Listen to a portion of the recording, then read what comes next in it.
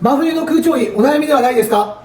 EHP パッケージエアコンの室外機にアダプターを取り付けてインバーターモーターを止めずに回転数を例えば 70% などに空調の出力も制御し、出力制御で最大 30% の省エネを実現します。簡易シミュレーションさせていただきます。脱炭素寺空調の出力で検索。ご存知ですか？建築、土木、電気、電気通信、観光事業、各種工事の建設業法許認可を得てない業者に税込み550万円以上の工事を発注すると違法になります。